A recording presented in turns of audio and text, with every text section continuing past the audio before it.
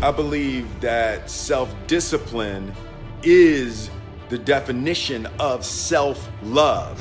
When you love yourself, you'll be able to spread that more and help other people. We just don't love each other, ourselves enough. Rise and shine, it's espresso time. I wake up every morning. Espresso keep me going. I wake up every morning. So let's start your day off right together. Over to you, Will Smith. Also, if you want to learn how to have confidence like Will Smith and other successful entrepreneurs, check out my 254 series. The link is in the description below, and it's free.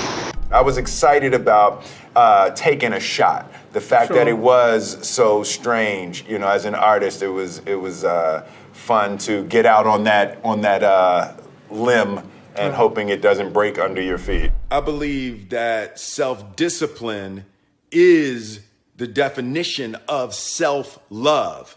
That when you say that you love yourself, that means that you have behavior towards yourself that is loving.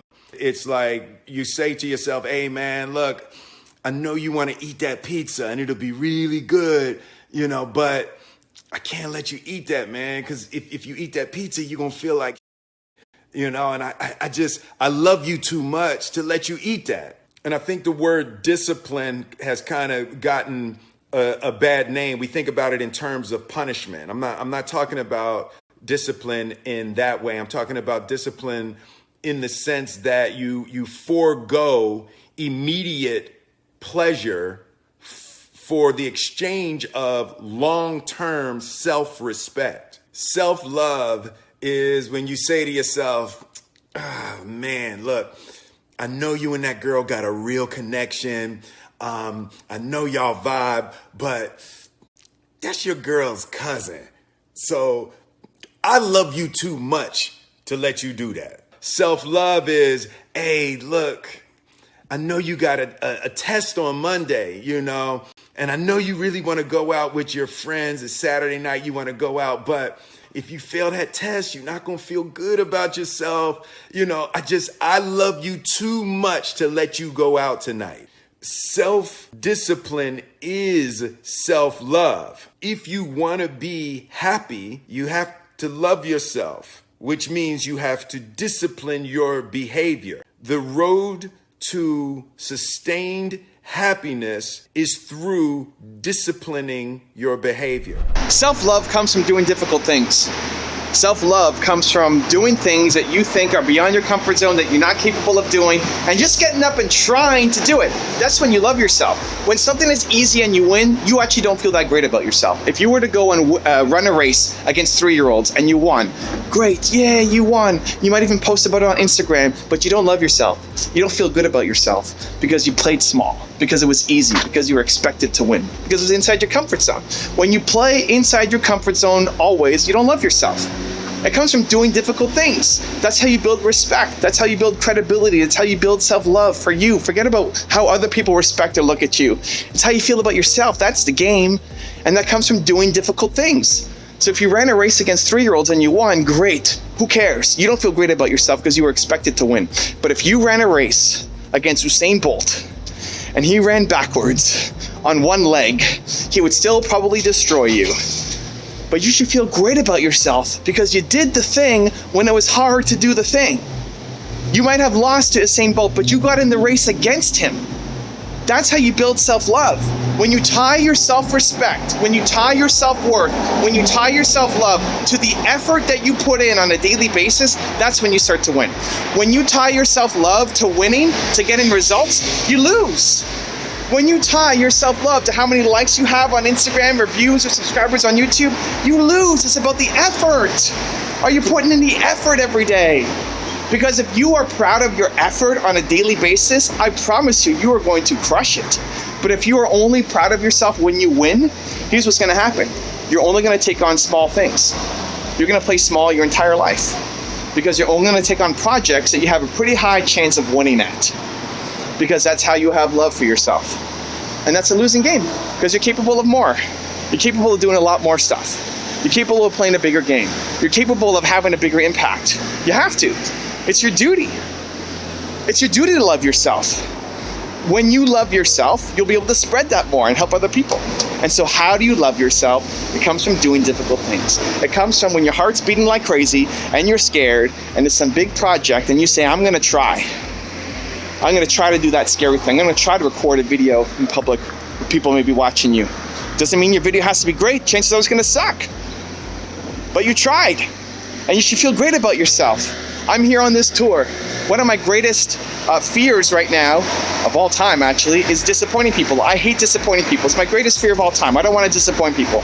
The idea that I would get in front of a group and disappoint them is life-shattering to me. I hate that. I hate wasting people's time.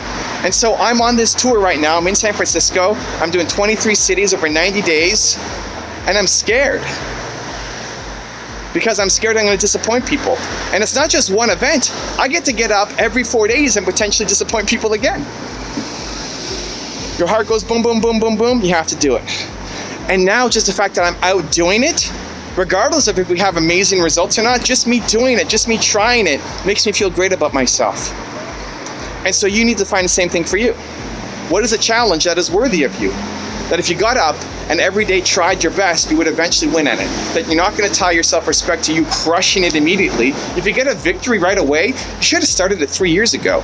If you get up and you make a YouTube video and it's your first one and it's amazing, you actually suck. Like you should have started that video 3 years ago. You're supposed to suck at the beginning.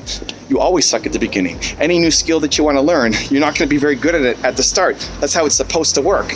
But if you tie your self-respect, your self-worth, your self-love to you getting up and doing work every single day that makes you proud, that says, I am proud of myself today for the effort that I put in. I guarantee you, you will not just love yourself, you will produce amazing things for yourself, for your family, and for the world. Now I've got a really special bonus clip that I think you're gonna enjoy, but before that, question of the day, I wanna know, what are you gonna do today to make yourself proud? Let me know in the comments below. I love being self-aware. I suck at a lot of things. I just don't think about them. Like I can't read for I interrupt people when I interview them 24/7. Everybody's super pissed on the internet about that. Not good, because I already know what the person's saying. I can't help it, I'm sorry. There's plenty of things that I'm not good at. I love self-awareness. It's kept me so happy. Like, you know, I'm not upset at myself that I'm selfish in certain areas. That's human. I think that we just don't love each other, ourselves enough. I think I don't know whose perfection I'm trying to live up to. Like like silly things, like people get on me for biting my nails. Gives a like people are just critiquing themselves all day long. As a young model, my confidence was tugged at and pulled in all different directions. I struggled to achieve true confidence. I would go home and look in front of the mirror and only hate what I saw.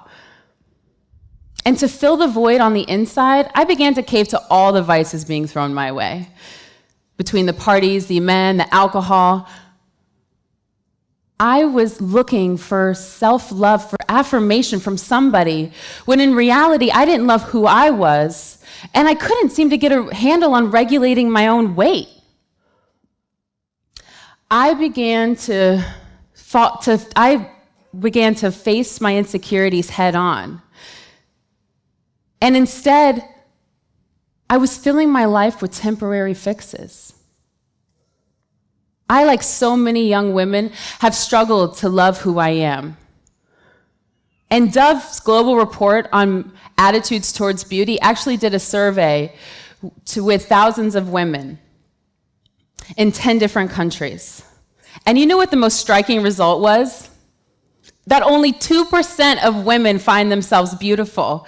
2%. We need to work together to redefine the global vision of beauty.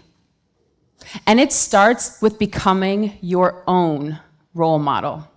Be your favorite kind of woman. Don't let anybody else take that job. And remember, this is the generation of body diversity. If you want more fire expressive videos, check out the one I recently did. The link is right there next to me. I think you'll enjoy it. Continue to believe, and I'll see you there.